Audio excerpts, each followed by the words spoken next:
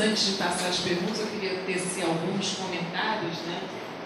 Primeiro, assim, é uma grande satisfação, né? Eu acho que essa mesa redonda assim, mostrou, né, de forma brilhante ações que conciliam a questão da tecnologia, né, e a questão, né, do social. Essa caracterização, né, do que o Gonçalo colocou com relação ao bem-estar social, né, um foco na cadeia produtiva, em que a gente não apenas deve se preocupar com a questão do consumo, né, quer dizer, o consumo ele acaba sendo produzir para o consumismo, ele não é uma coisa muito saudável, embora mova, né, a economia, né, mova o país em termos de desenvolvimento econômico, né, mas o desenvolvimento social é fundamental, né? Eu acho que assim, a questão não apenas do resíduo, mas entender a cadeia produtiva não só na ponta, né, da indústria, né, mas aquela mão de obra que está ali, a mão de obra pré-indústria, né, que a gente às vezes passa a não refletir sobre isso, e assim, talvez até a questão dos indicadores, quando nós falamos de indicadores de inovação, como você colocou, eu acho que realmente é importante que se insira nesses indicadores, né, essa questão, né, da cadeia e essa questão do resíduo, né, que eu acho que é de total relevância, né? A Luciane também colocou, eu acho que assim, muito bacana essa questão da incubadora que assim, o foco, né, da empresa que vai ser incubada, também ela também não é só pelo aspecto da tecnologia, mas daquela tecnologia que também, né, venha ao encontro do bem-estar social, né? Então, todas essas que você mencionou aí, eu acho que a gente tem um potencial, né? Mas, assim, pensar, né, naquela tecnologia que eles têm toda a capacidade de desenvolver, especialmente na área de computação, tem muitas tecnologias aí, tecnologias assistivas, por exemplo, né, e que às vezes a gente explora muito pouco e só pensa no viés também econômico, capital, né, eu vou enriquecer com isso, né, mas que a gente possa ter o desenvolvimento econômico, mas com uma preocupação social e bem-estar. Eu acho que isso aí não limita, muito pelo contrário, acho que isso aí amplia horizontes, né, com relação ao que é possível fazer em termos tecnológicos, economicamente sustentável, mas não necessariamente focado para o mero consumo, né, que é a nossa sociedade, né, crescendo cada vez mais.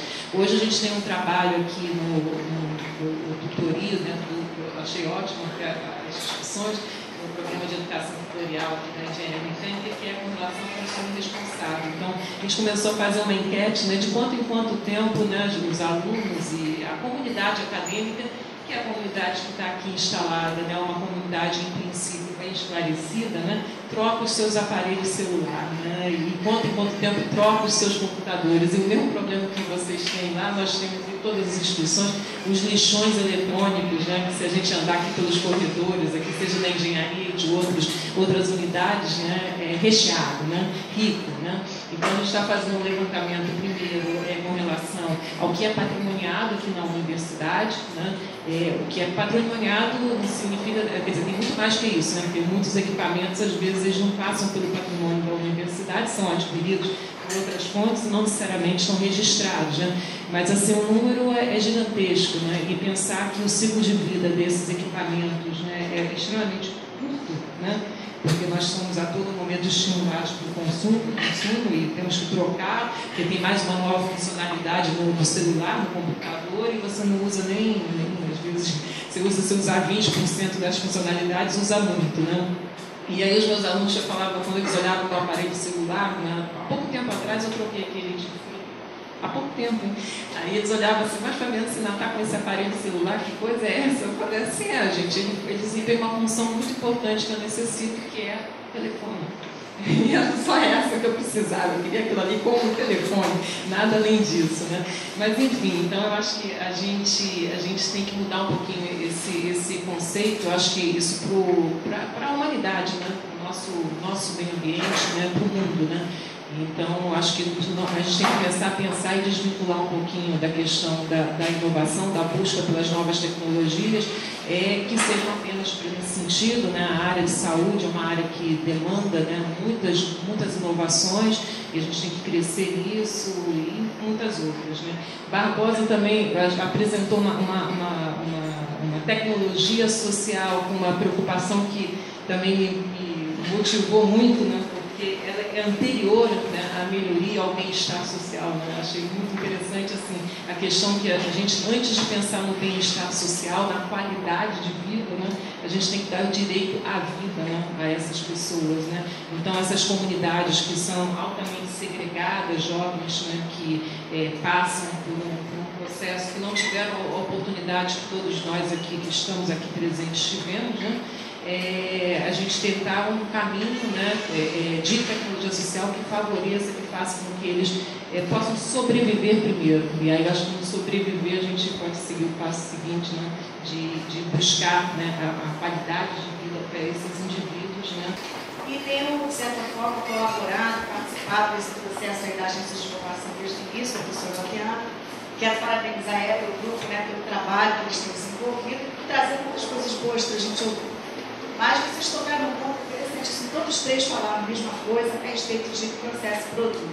Eu vinha no rádio, no caminho, pensando exatamente numa coisa que as políticas públicas de saúde, elas são muito pontuais, elas na verdade têm todo um viés completamente anacrônico, e a gente está vivendo um exemplo desse tipo de política no Rio de Janeiro. Porque todo mundo conhece o hino, o Instituto Nacional de Trauma, hino na ponte, da bifurcação de uma cidade que é uma metrópole, uma região metropolitana, e a mídia está, desde ontem, colocando a dificuldade que as pessoas têm de avaliar os processos de trabalho, de tratamento. E eu sempre que eu passava ali, eu dizia assim, o Brasil sempre anda na contramão. Né? Enquanto todos os países desenvolvidos, os hospitais estão acabando, a Inglaterra está tendo que fechar os hospitais, porque você tem as unidades básicas e secundárias de saúde que resolvem 90% dos problemas, não são perfeitos, mas resolvem, né? A gente faz ao contrário. A gente cria um mega hospital, né, para uma especialidade que é necessária em qualquer pequena aldeia do país, assim pode-se dizer, e a gente cria o seguinte, você cria um produto, que é aquele belo prédio. E como é que é o processo de acesso a esse prédio? Como é que é o processo de acesso a esse? É uma analogia que eu quero fazer com o processo todo. Por quê? Porque o processo, a coisa mais simples, transporte. Ninguém tem dinheiro para chegar ali. Então, na verdade, ele fica com um belo prédio, visto pelas classes dominantes, com uma bela estrutura, cimentos, tal, alta tecnologia, que não é nem tão bem assim, mas a gente passa para quem não vive essa área como se fosse um grande centro de um forno de tecnologia, mas que, de certa forma, a coisa mais importante, que é o acesso, ele não é facultado a todos os cidadãos. Então, o que é interessante na política do Brasil, quer dizer, você faz uma política federal, que ele é uma unidade federal, e você não tem a política municipal estadual. Ah, mas aí, puxa, como é que vai ser? Se der dinheiro aos municípios, eles não devem construir? Precisa construir. Faz uma unidade básica dentro da metrópole e migra essa mesma unidade, com esse mesmo dinheiro, com essa mesma rede de beneficiamento e financiamento para todas as unidades menores. E aí eu fiz uma avaliação de um projeto, o melhor projeto que eu tive na minha vida foi de uma professora da Faculdade de Informática, acho que da UERJ, se não me engano, tinha um projeto ali num daqueles postos, no 15 de maio, de projetos de postos, aqueles muito grandes que a gente tem no centro da cidade. E ela tinha um grupo de diabéticos. E ela, uma aluna dela, que foi uma amiga chamada de curso, queria saber por que os diabéticos faltavam tanta consulta. Já que eles tinham insulina. Não, assim, parece simples, mas não é. Dentro do contexto que a gente vive, não é isso. Sabe por quê? Porque não tem dinheiro para o transporte. É a coisa mais simples, não. Mas isso ninguém escreve. Não sei, eu acho que não. Acho que ele tem que ter um posto mais próximo da casa dele, né? Eu acho que isso dá mais independência a ele para trabalhar. Mas o que eu quero colocar é a analogia da questão do processo produtivo. Um belo prédio que, pode ter certeza, em 10 anos, metade dele não funcionará. Eu gostaria que reforçasse aqui para a plateia a questão dos qualificadores e dos indicadores, porque, como já foi colocado pelo Franklin Dias Coelho logo no início, a gente também tem que pensar pelos qualificadores, que está dentro do que ela já colocou. A gente tem que pensar nos processos que permitem os resultados serem uma possibilidade. Então, eu acho que essa lógica que está dentro de uma cultura, de um tempo, e que quer ser tudo para ontem, né? É produção de um artigo por ano no jornal tal, essa lógica ela está permeando todos os tecidos sociais, todas as produções, inclusive dentro da própria universidade, quando a gente vê que a estrutura departamental ela continua separando a intersetorialidade, a interdisciplinaridade entre os conhecimentos. Então, eu acho que nós vivemos uma crise de qualificadores, porque nós estamos tão pressionados pelo tempo da produção, da métrica, da quantificação, que eu acho que isso faz parte de uma cultura mesmo de desagregação de qualquer percepção da complexidade do que a gente faça.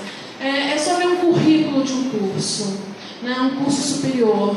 Todos temos uma versão de disciplina, da caixinha, e não percebemos como que isso tudo está nos fragmentando. Então, acho que é importante para a formação de quem está aqui na escola de engenharia, né, conhecer o que são os qualificadores para um engenheiro, né, que vai trabalhar com variáveis de diversas áreas de conhecimento, e não apenas a produção, a métrica do processo, mas também o fator humano dessas relações. Então, eu acho que é uma questão também de paradigma de formação superior, que eu acho que a UF está colocando esse evento aqui também para fazer uma reflexão sobre a própria formação superior. Separação entre ensino, pesquisa e extensão, deslocamento da inovação.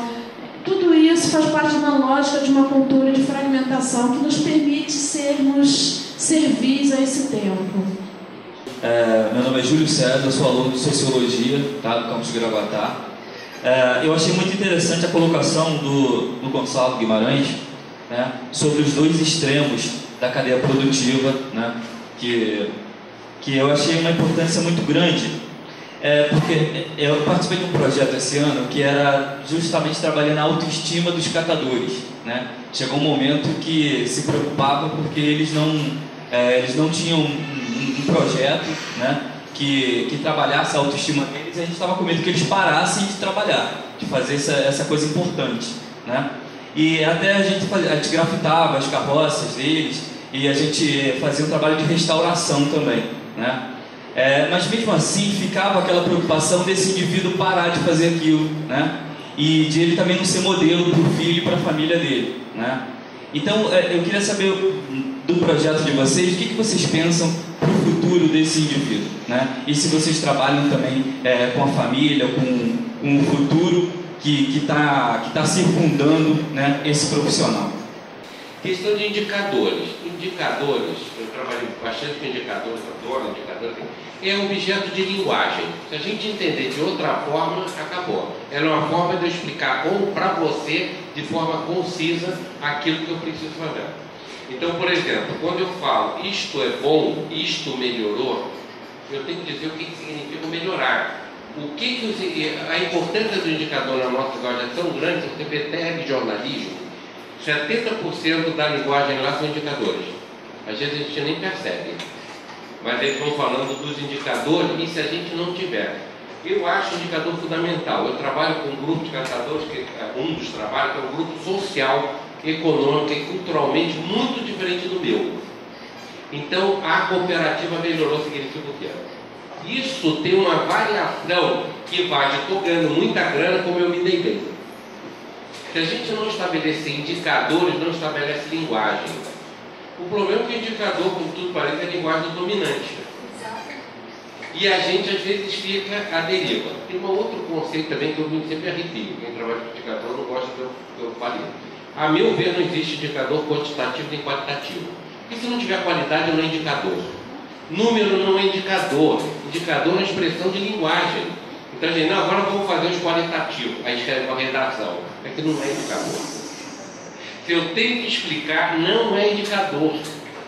E aí o pessoal pega, escreve, não, isso aqui agora eu vou fazer análise, é qualitativo, não é bobagem.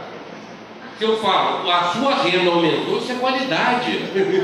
A interpretação do indicador está na qualidade, né? E aí tem essas confusões. Eu acho que o grande problema é a gente não produzir. Na minha área acontece o seguinte: quando chega na parte econômica, é tudo indicador econômico, faturamento, grana.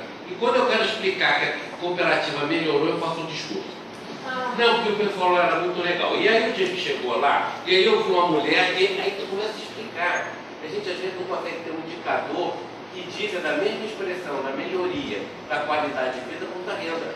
Então eu acho que falta a gente produzir indicadores que expressem o nosso conceito ideológico de melhoria. E aí fica na mão dos economistas que sempre reduzem. Quando a gente não tem indicador, a gente usa dos outros.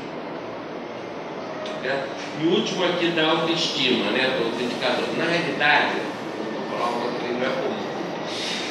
O que eu imagino que é... Eu discuti isso com o movimento catador. O que vocês imaginam ser daqui a 20 anos? Ninguém sabia responder. Porque, cara, vocês vão ficar catando, aí às vezes uns projetos, melhorar a carroça. Porque, cara, a meu ver, o primeiro, o grande saída, o grande futuro de um catador é deixar de ser catador. Ele virar reciclador. Por quê? O trabalho de catador é trabalho humano. O trabalho humano é um produto com tempo determinado de uso. Depois de 20 anos já vai no lixo. Por quê? O faturamento do catador está ligado à quantidade de resíduo que ele cata. Então, cata com 20 anos, quando chega a 60 anos, cata a mesma coisa? Não. Então, reduz.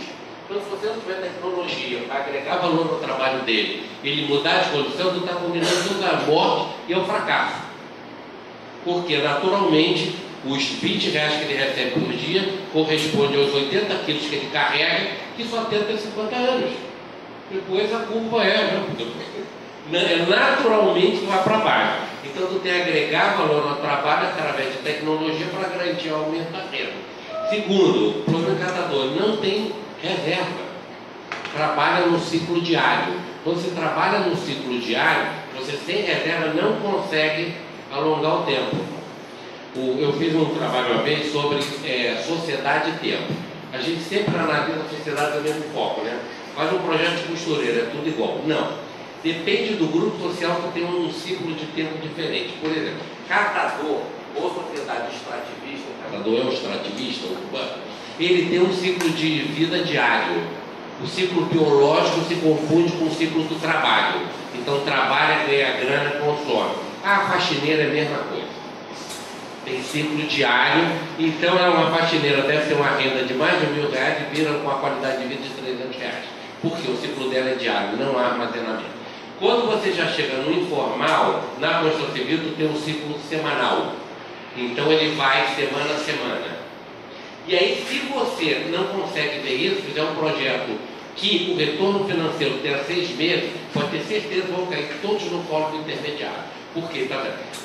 Quando tem o informal, quase classe média, já tem o ciclo do mês. É o camelô, que já tem estoque, aí ele tem outro ciclo, que é diferente do ciclo diário e semanal. Só a classe média tem ciclo anual. É a única classe que começa a conceber férias, filho e educação. O resto não concebe, não é problema educacional, é de ciclo de vida. Porque para a faxineira, férias significa reforma de casa, tratamento de saúde ou grana extra. Então tu tem ciclos distintos e que é o mesmo projeto de vida. Então se você tem esse ciclo, só a classe dominante tem ciclo de geração. Por isso que o Roberto Marinho, com 60 anos, fez a Globo. E aí ficam esses projetos. Chega para o MST, propõe plantio de café. O café tem um ciclo de 4 anos. O cara lá precisa do milho, tem ciclo de 4 meses. Então o ciclo, se a gente não entender o ciclo, não tem a questão de autoestima, não tem a questão de grana, de capital. Se não tiver grana e comida, não há autoestima, não há nenhum exercício. Primeiro é grana. Segundo, perspectiva de futuro. Terceiro, segurança. Então esse ciclo é que vai gerar autoestima que está muito ligado à sua percepção com a sociedade. Então, se a gente desvincular isso, corre o risco. Muitas vezes a gente faz projetos para a costureira, que é um bando de faccionistas que tem ciclo semanal, um retorno daqui a 3 meses. Elas vendem a máquina porque elas comem as máquinas. Catador come prensa, costureira come máquina e o pessoal do cooperativo de construção civil compra equipamento. Por que ciclo? E aí essa percepção é fundamental. Eu acho que a grande saída do catador é a reciclagem. Agora a preocupação que eu tenho, porque nesse país acontece muito. Num país com a injustiça social que nós temos, se nós tivermos porta para a informalidade e para o pessoal, vai acontecer com catadores o que aconteceu com os flanelinhas, que era uma atividade econômica de população de rua, de prostituta, a Cabela fala com ex-prostituta, quando eu falo, ex-prostituta, egressos, quase entrando, que tinham, eles criaram uma atividade econômica na cidade, tomar conta do carro. Hoje é formal e a atividade faz o quê? Jogo ele para a porta. Meu medo da reciclagem é que feche a porta dos resíduos sociais que esse modelo capitalista gera. E não sobra nem isso para eles fazerem. Então a gente tem que tomar cuidado de não se organizar a ponto de não ser uma porta de inserção econômica e social desse grupo, ok?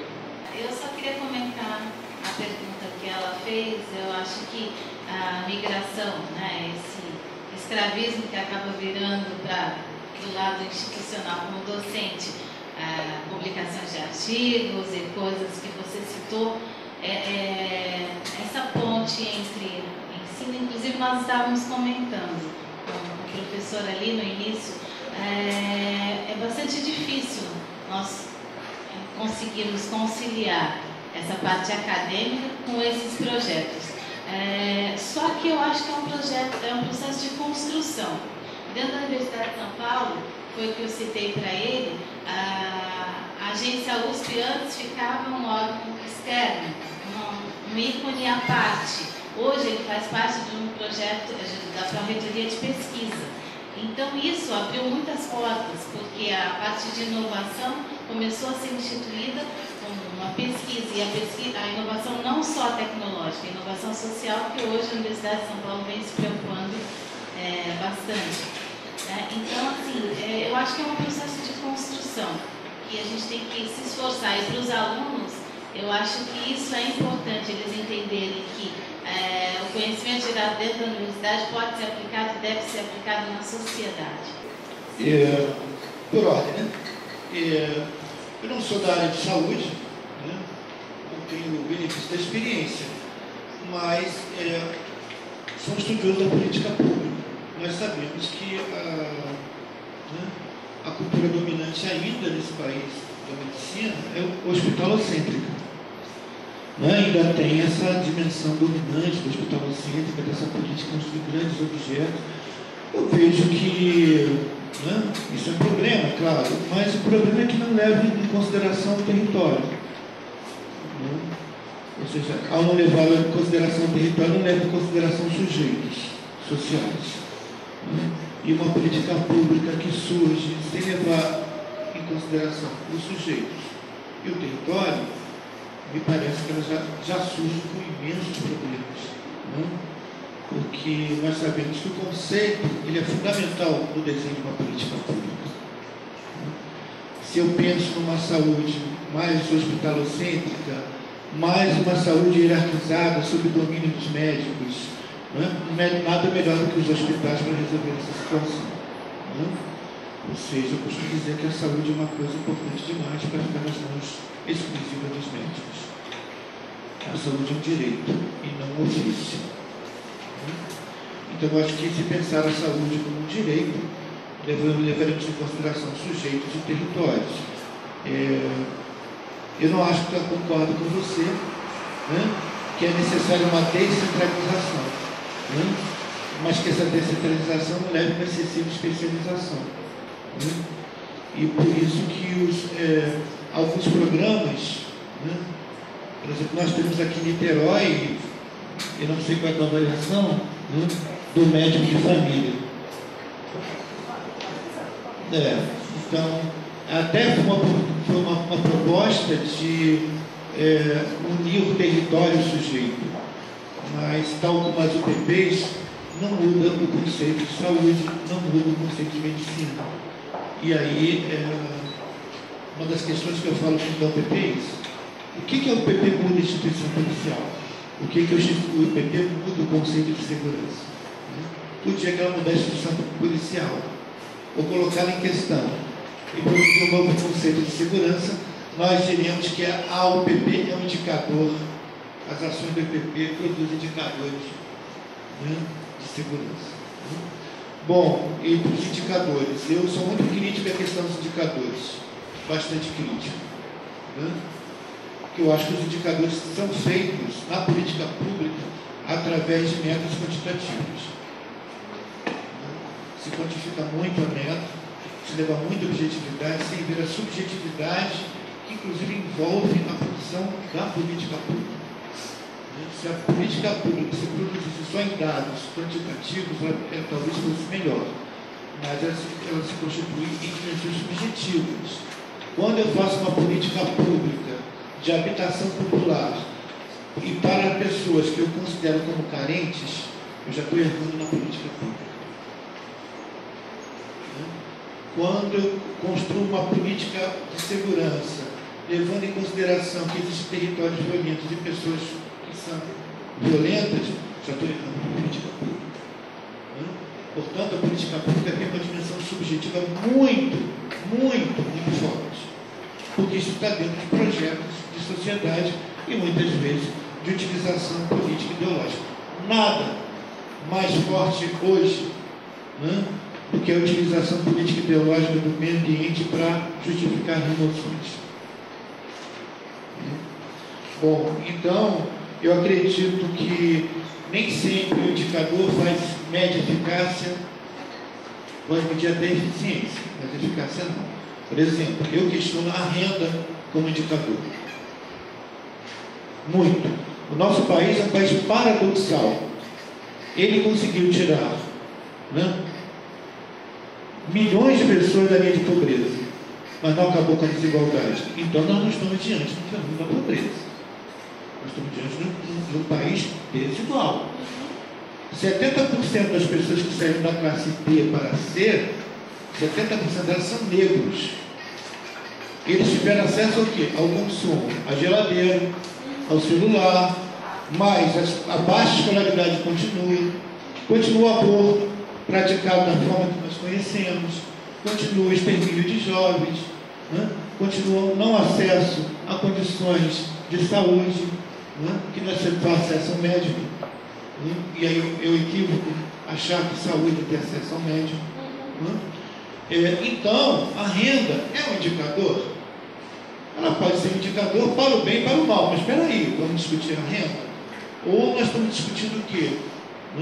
O acesso ao consumo? Agora, há outros indicadores, ou melhor, qualificadores, que não são levados em conta. Por exemplo, o aumento da escolaridade. Por exemplo, o ingresso na universidade de pessoas da classe chamada classe D ou C. E nós lutamos, por exemplo, aqui na UF, que não assumiu essa proposta, mas outras instituições universitárias assumiram, que de ações afirmativas, para a questão da cota. É uma questão polêmica, mas nem isso nós enfrentamos com uma tecnologia social. Quando nós tratamos de ação afirmativa, foi outro projeto que eu coordenei, de ações afirmativas do MEC, era uma tecnologia social. Mas por que uma tecnologia social você está falando? O ingresso de jovens negros e negras na universidade não significa um privilégio para o indivíduo. Significa uma mudança intergeracional. Porque um dos principais, aí vamos lá, indicadores de ingresso de jovens na universidade não é a renda dos pais. É a escolaridade dos pais. É ele que é um determinante para o ingresso do jovem na universidade hoje. Portanto, a minha filha tem 3 vezes mais possibilidade de estar na Universidade Federal Fluminense que o Zeca, que é dono da padaria, que ganha mais do que eu, mas sequer tem ensino médio. Porque ela tem currículo implícito, ela vai ao teatro, ela vai ao cinema, ela tem livro. Ora, isso é uma dimensão subjetiva. Com que indicador você mede isso? A escolaridade dos pais, objetiva, mas tratando com subjetividade. Portanto, quando a gente está falando de tecnologia social, ou seja, quando eu coloco um negro na sala de aula, seja lá da engenharia, da medicina, da geografia, da história, eu estou fazendo uma outra coisa. Eu estou criando uma possibilidade de superar a desigualdade intergeracional. Por quê? Porque a relação entre um negro e um jovem negro, um jovem branco, vamos pegar os indicadores. Ampliou a escolaridade da população brasileira, inclusive dos negros, mas o abismo entre um jovem negro e um jovem branco continua. Então, que indicador que nós estamos tratando? Que indicador nós estamos tratando? Mas a escolaridade do país aumentou. Mas se você colocar um índice raça nesse indicador, ele muda completamente. Nós vamos ver o abismo. E aí o Gonçalo traz a questão dos catadores, dos trabalhadores da reciclagem. Bom, eu e o Gonçalo certamente somos contra o trabalho insalubre. Então, também não vamos espetacularizar, do ponto de vista sociológico, antropológico, o trabalho insalubre. É duro, é difícil, é massacrante. Sim, a gente precisa ter tecnologia para que esses homens e mulheres, né, adentrem, né, no domínio da tecnologia, para que eles saiam do trabalho insalubre. Né? Porque aqui ninguém vai defender o trabalho insalubre. Nós vamos tratar a longo prazo, né, como a Rede Globo tratou aqui no Brasil, espetacularizando o trabalho insalubre. Isso é espetacularizar o trabalho insalubre. Né? Então a gente não pode defender isso, mas sim entender qual é o papel da universidade em termos de política pública para qualificar esses trabalhadores, e a universidade tem um papel fundamental para que eles tenham acesso à técnica, à tecnologia, para que eles não só sejam, melhorem sua renda, mas melhorem sua escolaridade, melhorem sua saúde, né? Melhorem a sua cidadania. Então você tem que qualificar, né? E não serem tratados como cidadãos de segunda ordem, ou então como excluídos, né? Mas sim como cidadãos que têm direito à escola, à saúde, à tecnologia, ou seja, um conjunto de direitos fundamentais que boa parte de todos nós aqui possui. Parabéns à Agir e aos palestrantes. Meu nome é Isabel, eu sou professora de psicologia da UF. Em primeiro lugar, eu queria fazer uma pergunta para a Luciane, uma pergunta mais assim, técnica até. Quanto tempo dura a incubação de uma empresa no contexto da sua agência? E a outra questão para os dois pesquisadores, né, os dois professores, o professor Gonçalo e o professor Jorge, em relação a um dos objetivos que eu acho fundamentais em relação aos projetos que vocês desenvolvem, e é a divulgação nas redes de comunicação. Né? Eu acho que isso é muito precário, ainda não há uma prioridade para essa questão. Isso é muito importante, porque a população e a extensão não tomam conhecimento do tipo de trabalho que é feito. Então, eu acho que não há interesse por parte da mídia e por parte do governo em divulgar esse tipo de trabalho que é fundamental, que é conscientizar a população. Eu acho que isso é uma questão que tem que ser orientada. Eu sei que o professor Jorge fez a cartilha, né? Aliás, o manual, que é muito interessante, mas é importante divulgar. E a última questão é a seguinte: o governo atual tem priorizado esse tipo de projeto que vocês têm desenvolvido, de inovação, seja no contexto dos resíduos, seja no seu contexto que é a relação social? Me parece, mas eu gostaria de ter certeza que vocês estão lidando com isso mais diretamente, se isso está acontecendo de fato. Sou Cláudia, professora do Instituto de Biologia também, e estou começando a implantar na UF um programa de inovação e assessoria curricular. Gostaria de saber a opinião de vocês, considerando que o ensino das ciências se faz num espaço formal de ensino e que essa formação científica é importante, né? O conhecimento é importante. O conhecimento científico é importante para a geração da qualidade de vida. Eu queria saber de vocês qual é a opinião em relação à formação profissional atual e se vocês fariam alguma inovação, quais seriam esses indicadores de qualificação profissional. Meu nome é Ariel, sou estudante de Economia aqui da UF, e sequencial de Empreendedorismo e Inovação também.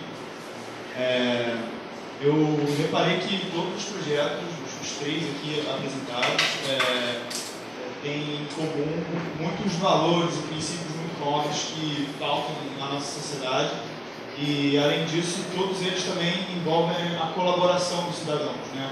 A atividade do coletivo para que ele dê certo, apesar de ter sempre uma cabeça que vai melhorar, ajudar a direção, é sempre o coletivo que compõe esses projetos.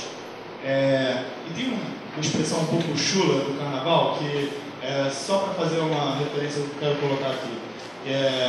As pessoas bebem cerveja, aí o malandro vai lá e joga a latinha no chão e fala: isso daí é sócio degradável, porque uma hora vem alguém lá e vai catar a latinha para poder se reciclar. E isso é horrível, né? Se for para jogar o lixo para o gari catar, se ele dependesse disso para ter trabalho, seria um pecado. A minha questão é a seguinte: em relação aos processos, no caso do historiador do COP, resíduo urbano, eu vejo isso acontecendo em vários lugares. Um amigo meu da Hugo Green, o Roger Coppel, é um cara vibrante, também tem uma cooperativa de resíduos sólidos em São Paulo. Eu acho isso demais, mas às vezes tem outros resíduos de outros setores que o público, o coletivo, não tem acesso. Por exemplo, resíduo de construção civil ou saneamento, falta de saneamento no caso, até resíduo de consumo de alimento perecível. Vários setores abundam de resíduos que estão sendo jogados na sociedade e as pessoas não têm acesso ou visibilidade de acesso ao contato e trabalho desses resíduos. Como que uma coisa dessa que é um paradigma, né, algo muito maior do que a sociedade às vezes acha que precisa de um órgão de cima para baixo para mexer, como que a gente de baixo para cima consegue cooperar com quem tem poder para mudar esse tipo de paradigma? Obrigado. Sobre a questão do currículo, da qualidade, da formação indicador, acho que nós estamos caminhando pelo desafio não mais da interdisciplinaridade, né? Mas cada vez mais da transdisciplinaridade, né? Ou seja, inventar outros paradigmas que sejam capazes de construir outros diálogos, né? O mundo não é um armário, né? Que em cada gaveta encontra biologia, história, geografia, né? Nós experimentamos isso como armário, né?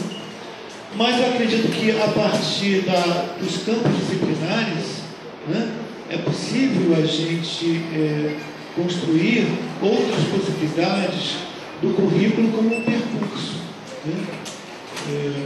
Eu vejo que a universidade é pouco universal, né? Ela é muito disciplinar, ela é muito, né, feita em pedacinhos, né? Agora, o universal ele precisa dialogar com o particular, né? E é isso que faz o universal ser universal, é a diferença. Agora, eu vejo que a diferença é fundamental. A diferença do pensamento, a diferença de metodologias, a diferença de experiências, pautarmos pela diferença, dialogarmos dentro das nossas diferenças, né? E superarmos um certo padrão, um certo paradigma ou higienizante da ciência, né? Então, eu vejo que, agora, os saberes da universidade, os saberes científicos, eles são relevantes, eles são importantes, mas eles precisam ter uma relevância social, não só uma relevância científica. É claro, sem abrir mão do rigor da ciência, né, da tradição da ciência, né? Agora, a ciência não é uma verdade absoluta, né?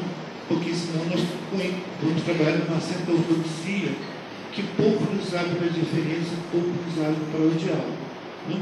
Então eu vejo que os saberes da universidade, eles são extremamente importantes, seus saberes e seus fazeres, mas que eles precisam também encontrar com outros saberes e outros fazeres, né? Os saberes populares, os fazeres populares, né? Para que a gente não faça aquela coisa da cultura superior civilizada para a cultura inferior não civilizada, né? O saber científico, ele faz parte de múltiplos saberes e de múltiplos fazeres que compõem o mundo, né? E saber abrir esse diálogo me parece fundamental, né? Eu já fui pró-reitor de extensão dessa universidade com muito orgulho. E aprendi que a extensão é um espaço extremamente importante para isso, né? Desde que a gente não segmente a extensão apenas no momento de vamos levar ao povo a nossa sabedoria, não, mas vamos trocar, vamos dialogar, aí onde a pesquisa, o ensino, ela se materializa numa relação outra, né? Inclusive de intersubjetividade. Eu vejo que o currículo pode ser isso, né? A gente faz muita pesquisa, faz muito ensino e pouca extensão. Talvez seja o caminho, né? Quanto à questão aí do empreendedorismo, há empreendedorismo e empreendedorismo, né? A questão é como que eu gosto de falar do mercado socialmente necessário, né? Que é um conceito que eu vinha trabalhando. O que é um mercado socialmente necessário? Eu vou dar o exemplo mais radical para vocês. O puxadinho e a laje na favela. Se não tiver um puxadinho e a laje na favela, vocês sabem como aumentaria a população de rua? É precário? É duro? É. Desconfortável? É. Desconforto ambiental? É. Pensa você morar com 4 filhos no kitnet na Rocinha, no 3º andar, e a telha de amianto? Bravo, né? Difícil, né? Mas é um mercado socialmente necessário, porque se eu não tivesse lá, estaria na rua. 60% das pessoas que pagam o aluguel da favela são mulheres, como vocês. Com 3, 4 filhos. Que botou o cachaceiro para fora, botou o vagabundo para fora, entendeu? Não quer pensar naquilo do cara. Ou então ele está pagando pena. Né? Ou então ele arrumou outro que também mandou embora. 60% são mulheres. Aonde estaria essa mulher e esses filhos? Por mais precarizado que seja, nós estamos diante do mercado socialmente necessário. Por mais precarizado que seja. Portanto, há mercados socialmente necessários, né? E que vão constituindo, né, possibilidade de valor. Vocês sabem que desses 60%, a maior parte, como é que aluga o kitnet? No apalavreado. No apalavreado. Outro dia, o seu Joca, que tem uma maré no kitnet, né? A mulher lá, a senhora com três filhos, a mulher morava lá com 3 filhos, está 3 meses sem pagar. Aí seu Joca, está 3 meses sem pagar, eu fiz isso, né? Sabe qual é a diferença entre o locador e o locatário na favela? Um salário mínimo. Portanto, quando ele loca a laje dele, o puxadinho dele, é um salário mínimo. Mas aí, seu Joca, está 3 meses, né? O que eu vou fazer? Eu vou esperar, sabe que eu posso botar uma mulher com 3 filhos na rua? Pô, primeiro que vai doer meu coração. Segundo, eu vou ficar pichado, a expressão é essa, vou ficar pichado aqui na comunidade, né? Então, vou esperar a situação dar melhor, né? Isso aqui são relações de confiança, solidariedade, tal, que passam por essa relação de sociabilidade no mercado socialmente necessário. Agora, eu acredito que o empreendedorismo, né, ele precisa também inventar esses mercados socialmente necessários. Se também não sou capaz de inventar mercados socialmente necessários, né, é que eu não sou assim nenhum otário dizer que a gente não está vivendo uma sociedade de mercado, né, que nós estamos vivendo da mais-valia, que nós estamos vivendo da mercadoria, né? Mas, sobretudo, o que estamos vivendo assim é que nossa capacidade de inventar mercados socialmente necessários é que está na ordem do dia. Por exemplo, a universidade não inventou o seu mercado socialmente necessário, tal como o Gonçalo, né, e ela que está trazendo. São mercados socialmente necessários, mercado de mão de obra, mercado de tecnologia. São mercados socialmente necessários, com outro tipo de valores sendo engendrados. Não é isso? E é isso que você falou, com outro tipo de valores é que a gente precisa trabalhar, né? E mudar no cotidiano, né? E só para encerrar e agradecer a atenção de todos vocês, eu tenho para mim, você é economista, uma máxima de um economista belga chamado Ernest Mandel, que diz, né, não se muda o mundo com um ato de desejo, mas também sem um ato de desejo não muda o mundo. E a gente está aqui para desejar.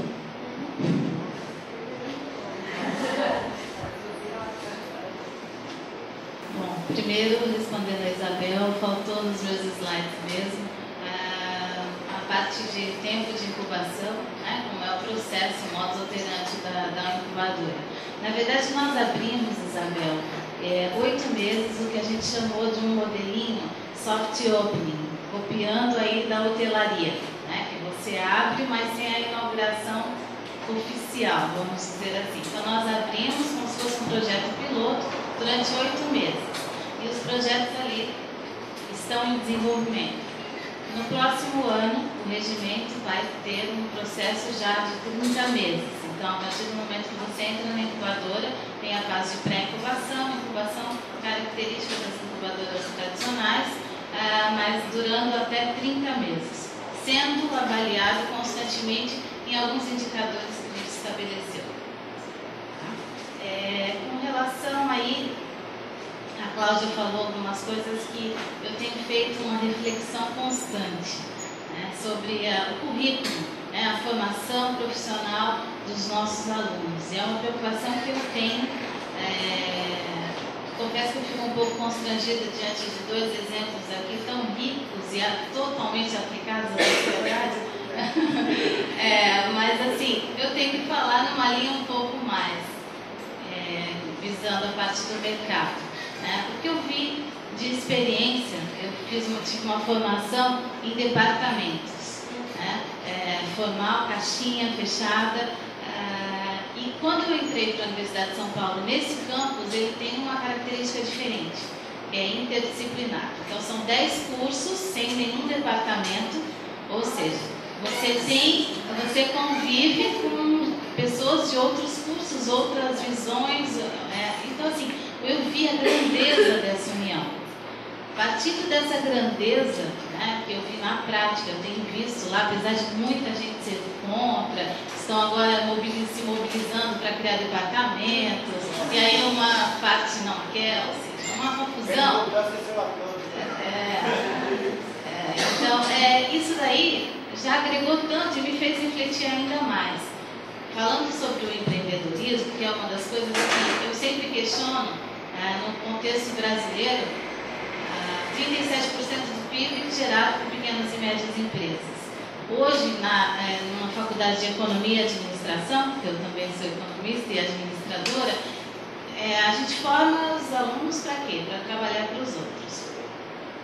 Então, partindo do princípio de que você pode formar alunos, criando a sua própria empresa, gerando retorno para a sociedade e, melhor ainda, agora, por isso é o conceito da incubadora, criando empresas que tragam esse reflexo na sociedade através de qualidade de vida, isso tem que ter em todos os cursos. E eu sempre falo lá porque é o contexto que eu tenho vivido. A disciplina de empreendedorismo, professor, não existe na FEA, que é a Faculdade de Economia e Administração. Não existe essa disciplina. Existe essa disciplina em cursos de computação, em um curso de computação e um curso de engenharia de produção. Ponto. Então, assim, na minha visão, isso tinha que ter para estimular tudo isso que a gente vem discutindo. Seja mais uma vertente tecnológica, seja mais uma vertente social. Então, há modificações inúmeras. Eu cito essa de empreendedorismo, que é a minha linha. Vá nesse caminho que a gente tem que acreditar que a gente pode mudar, aproximando sempre ainda a pesquisa com a extensão, que eu acho que não tem como a gente ficar distante dessas 2 áreas. Muito boa a sua colocação. Obrigada. Na primeira sessão rápida de divulgação, a gente tenta, mas não é fácil. A gente acha que falta até cultura de divulgação. O que a gente entende por divulgação? Quando acabar, chama alguém para fazer um folder. E comunicação não é o ponto final, é o ponto inicial. Nós já tivemos experiência de ter gente na equipe de comunicação. Ela tem uma outra dinâmica totalmente que a gente chama de divulgação de comunicação. A gente divulga resultado, não comunica. Agora, isso é grana. Isso é grana, é estrutura, é ter alguém para pensar, é cultura. Então, normalmente não tem essa gordura. Aí ela é feita meio no improviso, com bom senso. A gente tem 2 sites, mas não tem o que a gente gostaria e que acha importante. Ela necessitaria. É a mesma coisa que informação, né? No Brasil, não, você tem suas informações, ninguém leva em consideração que informação é grana. Se você não tiver dinheiro para estruturar a informação, você não tem informação. Você tem memória oral. Para ter informação, você tem que ter um técnico de informação para gerir a informação e acumular ao longo do processo. O resto corre atrás de dados. Então, comunicação para mim é informação. Agora, não consegui nunca colocar num projeto um técnico de informação que pudesse construir a informação. Informação não é dado, ela tem que ser construída, armazenada e trabalhada. Eu nunca consegui. Agora, ela, a meu ver, um ponto-chave. Do governo, eu não tenho essa mesma expectativa tua, eu não conheço. Eu acho que a velha forma de tratar a pobreza como caso de polícia. Eu ainda não consegui ver essa diferença. Talvez alguém veja, eu estou com mais dificuldade. A questão da inovação e do curso é uma coisa que eu queria pensar aqui. Eu acho que o modelo de educação nosso é um modelo que eu chamo de fordista, criado no pós-guerra para responder ao modelo de produção da Segunda Guerra, que se configurava em grandes empresas e que o modus operandi seria arranjar um emprego. E aí a gente tem base, eu acho que não há interdisciplinaridade possível numa base formativa fordista que nós temos hoje. Por exemplo, você na medicina forma médicos e forma administradores. Agora, quem vai trabalhar em clínica trabalha como? Montar sua própria clínica. Não tem formação. Tu forma engenheiro, mas não forma construtor. Tu forma... Então, o que tem? A nossa matriz inicial, ela está estruturada para colocar. A interdisciplinaridade que a gente vê hoje não é aqui, não. Todo lugar é um combinatório de uma matriz formada por outra coisa. Então, o empreendedorismo acaba sendo um a mais de uma coisa que é formada para quê? Então é o seguinte, por exemplo, eu fiz arquitetura. Eu não tive um curso de como formar preço. Agora eu tive no CREA como ser contratado. A gente não aprende a formar preço, a gente não sabe qual é o nosso produto. Ninguém ensinou para mim na faculdade de arquitetura qual era o produto que eu pudesse ter um preço para vender meu serviço. Eu fui formado para arranjar um emprego no escritório. E aí me associar talvez para formar o meu. Mas a matriz não permite isso. Nós estamos fazendo dublê de interdisciplinaridade. Então junta o meio ambiente, junta biologia com engenharia e chama isso de meio ambiente. É uma combinação aleatória que resolve o problema com o MEC da grana, não é isso? Então não resolve mais nada. Então nós estamos fazendo dublê. Se a gente quiser pensar na sociedade moderna, aí nós temos que pensar quais são as formas de produção dessa sociedade. Dessas formas de produção e organização do trabalho, da produção, nós vamos formar esses profissionais. O resto vem tudo dublê. Aí puxa para lá, junta 3 cadeiras e chama isso de formação. Não é formação. Que cada um está formado. Nós não aprendemos a fazer preço e nós não aprendemos a saber qual é o nosso produto. Se você não sabe qual é o seu produto, você não sabe o que tu está vendendo, você não sabe fazer preço. Aí cai na tabelinha dos sindicatos que estão formatados em cima do modelo empresarial capitalista do século XIX. Então eu acho que tem um problema de matriz. O que você está formando para quê? Eu sou da COP. COP tem 12 engenharias. Porque é formatado na linha de produção. Uma engenharia mecânica, outra é metalúrgica, outra é nuclear, não existe mais isso. Aí temos novas cadeiras. Junto com o pessoal da energia, com o pessoal da biologia, saúde, chama meio ambiente e engenheiro ambiental. Fala sério, né? Então eu acho que falta rever para que nós estamos formando. Vamos fazer um cursinho de como formar seu preço aqui, que é legal para caramba, para quem está se formando. Seja médico, seja arquiteto, né? Qual é o produto e quanto custa? Ensina isso, vai ser legal.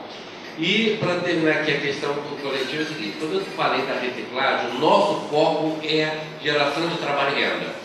Então a gente não está com foco de resolver o problema da reciclagem no Rio.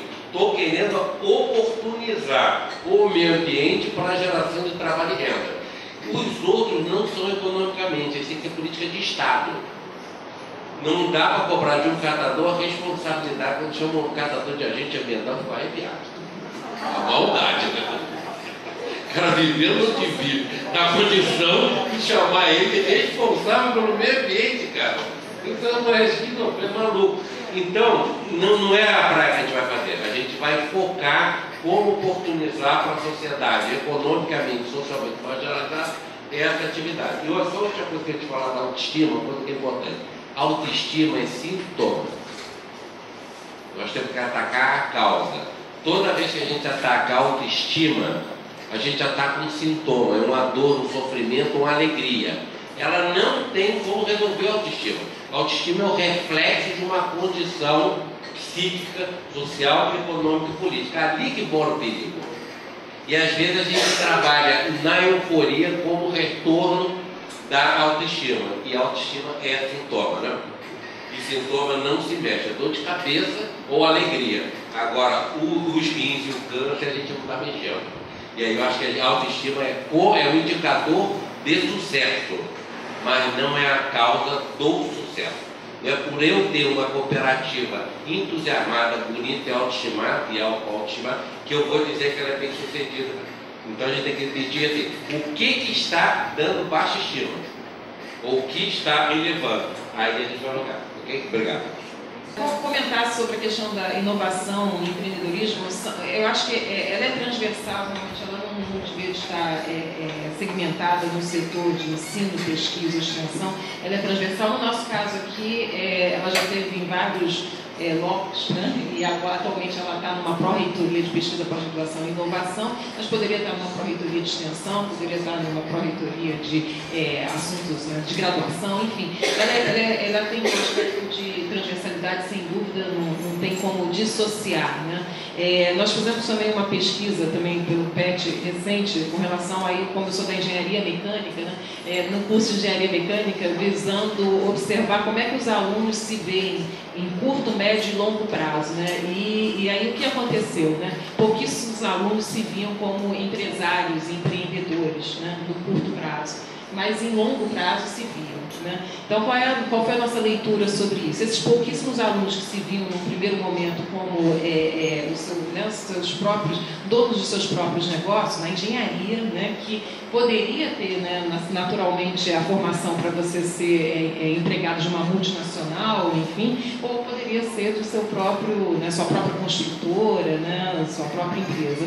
Esses eram alunos que a família, né, já vinha com esse passado, né, são famílias de empreendedores, né, que os pais tinham seus próprios negócios. E por que eles se veem no longo prazo como empresários? Eles já se veem no seguinte: olha, eu já vou estar estável, né, eu já tenho meu pé de meia, aí sim eu vou querer ser dono do meu próprio nariz, do meu próprio negócio, né? Então, quer dizer, isso é o que a gente observa no curso. O que eu acho que falta dentro da universidade, e não é trivial, e eu estou falando como agência de inovação, como engenheira e professora de engenharia, né? Que deveria ser natural, e acho até muito mais natural na área médica, na área odontológica, né? Na área de economia também, acho, imaginar que não existe realmente um estímulo a essa formação do empreendedor, né? A gente não aprende, o engenheiro aqui não aprende, né? Eventualmente aprende porque tem uma outra disciplina não obrigatória, né, que trate de empreendedorismo. Nós temos aqui o curso sequencial de empreendedorismo e inovação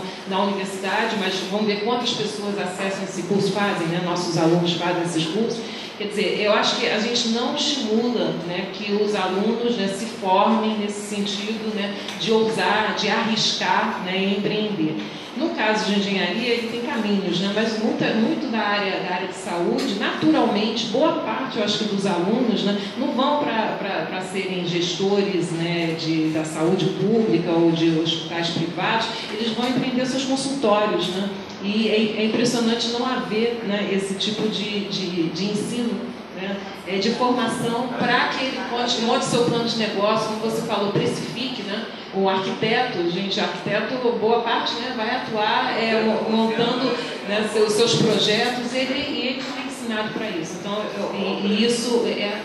acho que eles aprendem na marra, né?